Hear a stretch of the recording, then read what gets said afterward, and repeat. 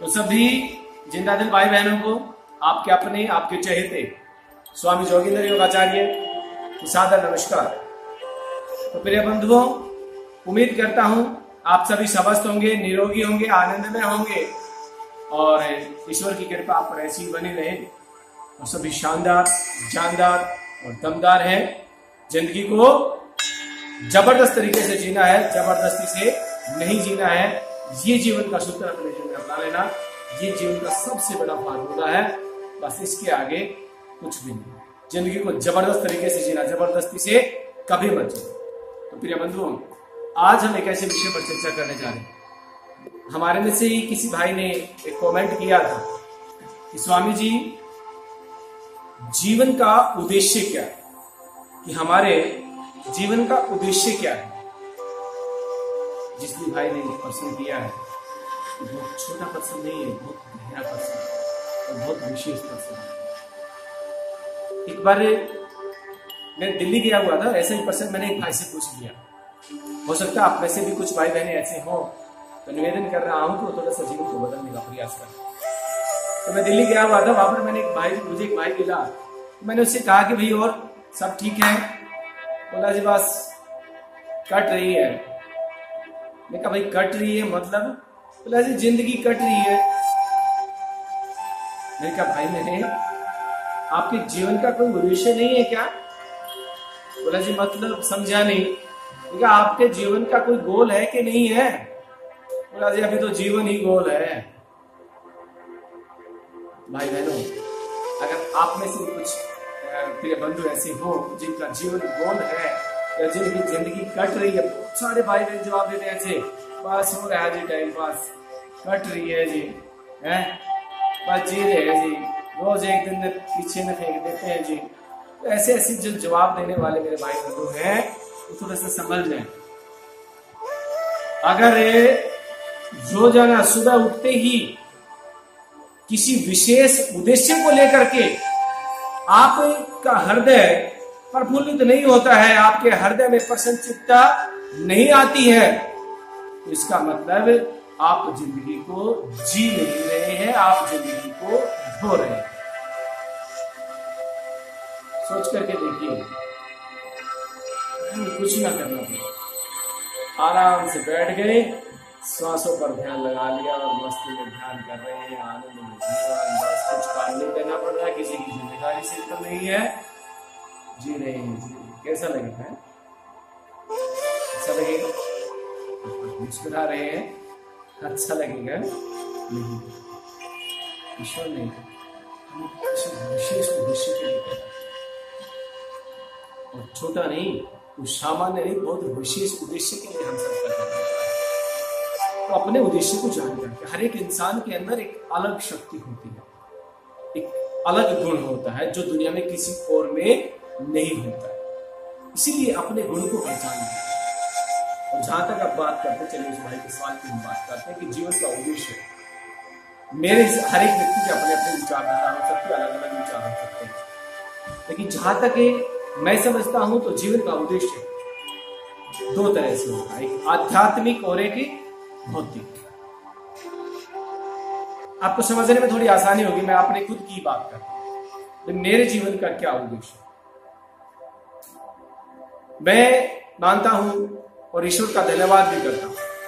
अगर भौतिक उद्देश्य की आप बात करते हैं तो मैं रोजाना रात को सोने से पहले और सुबह उठने से पहले ईश्वर का धन्यवाद करता हूं कि ईश्वर करोड़ों आदमियों को सुख, शांति, समृद्धि, स्वास्थ्य, शक्ति और आनंद प्रदान करने के लिए मुझे माध्यम बनाया आपने, इसके लिए आपका बहुत बहुत धन्यवाद। तो करोड़ों लोगों को मैं सुख शांति प्रदान करवा सकूं, करोड़ों लोगों को स्वास्थ्य का लाभ मैं पहुंचा सकूं, इसके लिए मैं सबका धन्यवाद करता हूं। मैं ऐसा मान चुका हूं कि ऐसा हो चुका है, क्योंकि ईश्वरीय सत्ता, ईश्वर शक्ति यही कहती है कि जो आप चाहते हैं ऐसा हो चुका है, ऐसा मान लीजिए। ये सृष्टि का नियम है, तो बहुत जल्दी आपके साथ वो घटित हो जाएगा, बहुत जल्दी आपको वो चीजें मिल जाएगी। तो प्रिय बंधु, मेरा भौतिक उद्देश्य जीवन का है करोड़ों लोगों को सुख पहुंचाना। और अगर आध्यात्म की आप बात करते हैं, आध्यात्मिक उद्देश्य, हम जब पढ़ते थे तो हमारे आचार्य श्री विश्वपाल जी ने बहुत ही सरल शब्दों में हमें एक चीज समझाई। इस यूनिवर्स में, इस ब्रह्मांड में 3 चीजें अनादि हैं।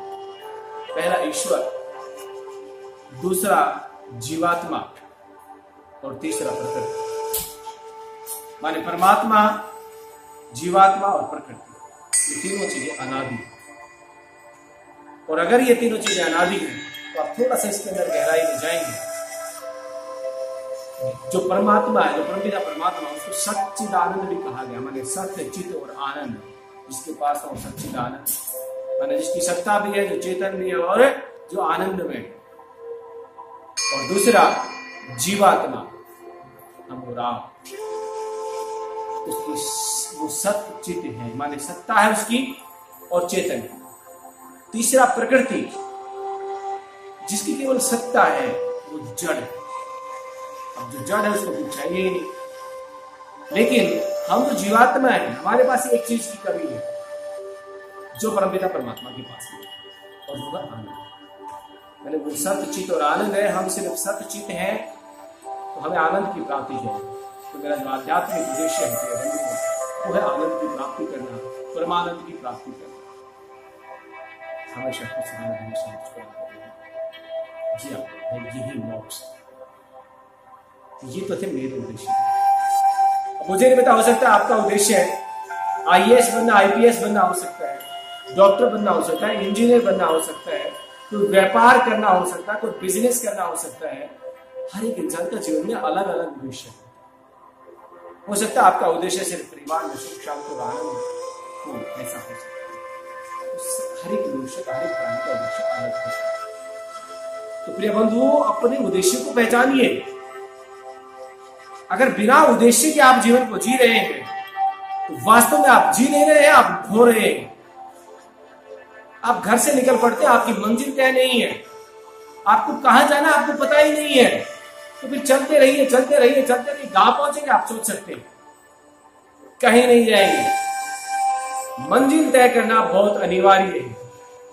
हम लोग भोजन करते हैं शरीर में ऊर्जा के लिए, एनर्जी की प्राप्ति के लिए, शक्ति प्राप्ति के लिए। हम लोग भोजन क्या करते हैं? क्षुधा शांत करने के लिए, भूख को मिटाने के लिए। और वो काम होता भी, हमें ऊर्जा भी मिलती है, शक्ति भी मिलती है, ताकत भी मिलती है और हमारी भूख भी शांत होती है। जिनका उद्देश्य ही कुछ ना हो तो फिर खाते रहो खाते रहो खाते रहो खाते रहो, डस्टबिन बना देते। इसीलिए प्रिय बंधुओं, जीवन के हर क्षेत्र में उद्देश्य का होना बहुत जरूरी है।